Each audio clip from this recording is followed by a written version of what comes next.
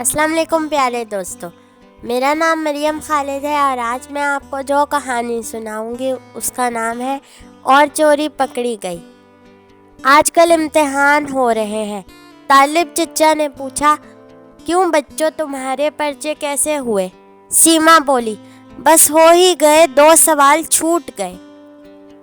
ریاض نے کہا، طالب چچا اس سے پوچھئے 2 سوال کیسے چھوٹ گئے؟ دراصل جیب سے کارتوس نکالنے کا موقع نہیں مل پایا۔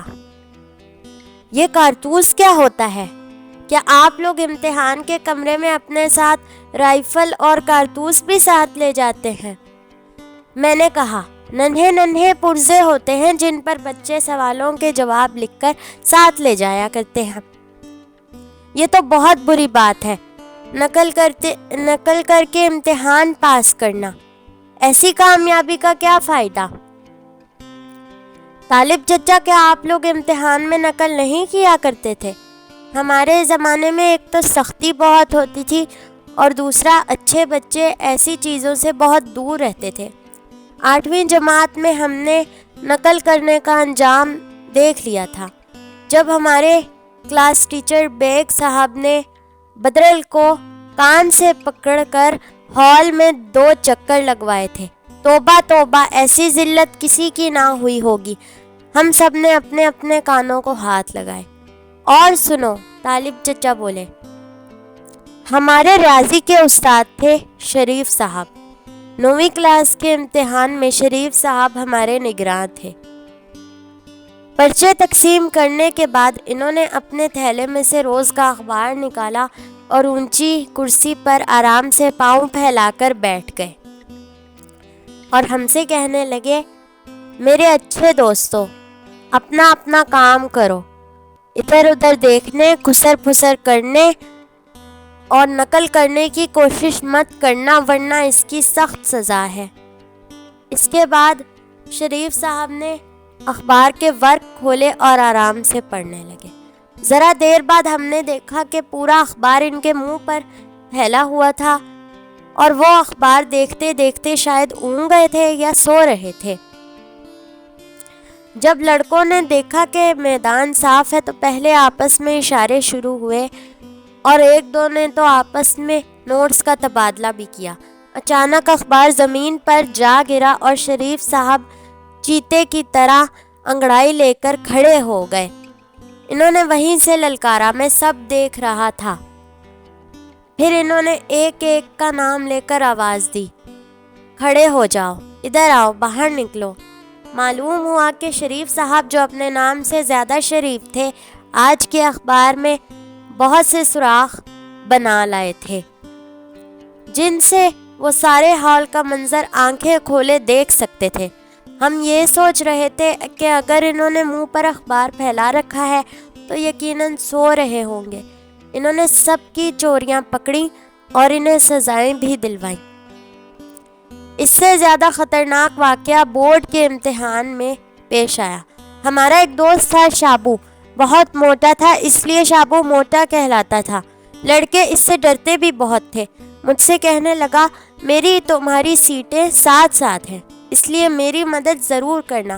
میں نے صاف انکار کر دیا۔ بدرل بولا، کوئی حرج نہیں، تمہاری مدد میں کروں گا۔ اس دن اردو کا پرچہ تھا۔ بدرل اپنی دونوں جیبوں میں اردو کے نوٹس چھپا کر لایا تھا۔ بدرل نے شابو کو اشارتاً بتایا کہ فکر نہ کرنا، میری دونوں جیبیں بھری ہوئی ہیں۔ اس اشارے بازی کے بعد جو واقعہ پیش آیا وہ آج تک ہمارے اسکول کی تاریخ میں ریکارڈ کے طور پر موجود ہے۔ پہلے تو بدرل نے سر اٹھا کر پانی کی فرمائش کی، پھر ایک انگلی کا اشارہ کر کے کہا کہ مجھے تو غسل خانے جانا ہے، اور چہرے پر ایسی بے بسی طاری کر لی کہ معاملہ بہت ضروری ہے۔ نگراں نے کہا، جاؤ۔ وہ بہت تیزی سے کلاس روم سے باہر نکل گیا۔ اب شابو موٹا اپنی جگہ سے کھڑا ہوا، اس نے بھی ایک انگلی کا اشارہ کیا۔ نگراں نے خوش دلی سے کہا، ہاں تم بھی جاؤ۔ اپنے پروگرام کے مطابق وہ بھی ہال سے باہر نکل گیا۔ بڑی دیر ہو گئی، بدرل اور شابو دونوں ہی واپس نہیں آئے۔ امتحان کا وقت ختم ہو گیا اور جب گھنٹی بجی ہم سب باہر نکلے تو دیکھا کہ دونوں ہیڈ ماسٹر صاحب کے دفتر کے سامنے مرغا بنے ہوئے ہیں۔ دونوں نے بڑی مشکل سے معافی مانگ کر اپنی جان چھڑائی۔ میں نے بدرل اور شابو دونوں دوستوں سے پوچھا، یار بتاؤ تو صحیح یہ حادثہ کیسے گزرا؟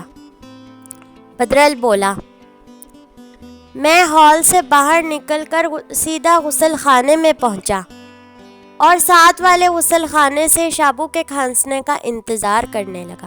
میں نے اسے امتحان ہال سے باہر نکلتے دیکھ لیا تھا، ساری اسکیم تیار تھی، لیکن شابو نے کہا، اب تم میری بھی تو سنو۔ جب ہیڈ ماسٹر صاحب نے مجھے غسل خانے کی طرف جاتے ہوئے دیکھا تو روک لیا اور کہا، پہلے لڑکے کو واپس آنے دو، اور پھر وہ حضرت خود غسل خانے کی طرف چل دیے۔ پھر یہ ہوا، بدرل نے کہانی کا سرا جوڑتے ہوئے کہا، جب میں نے کھانسنے کی آواز سنی تو مرزا رفیع سودا کی سوہانی امری فر فر پڑھ کر سنانے لگا۔ ابھی میں درمیان میں ہی تھا کہ دروازے پر دستک ہوئی اور ایک گشدار آواز سنائی تھی، شامد آئی ہے کیا؟ میری تو جان ہی نکل گئی۔ ڈرتے ڈرتے دروازہ کھولا تو ہیڈ ماسٹر صاحب چیتے کی طرح سر پر سوار ہو گئے۔ وہ مجھے کان سے پکڑ کر باہر لے گئے اور پلٹتے ہی چپراسی کو آواز دی، پکڑنا اس لڑکے کو، کیا نام ہے اس کا؟ شہاب الدین، خبردار جانے نہ پائے۔ پھر یہ ہوا کہ ہیڈ ماسٹر صاحب نے دونوں لڑکوں کے سر آپس میں جڑوا دیے اور اس کے بعد مرغا بنا دیا۔ امید ہے دوستو آپ کو آج کی کہانی پسند آئی ہوگی۔ کل پھر ملیں گے ایک نئی کہانی کے ساتھ۔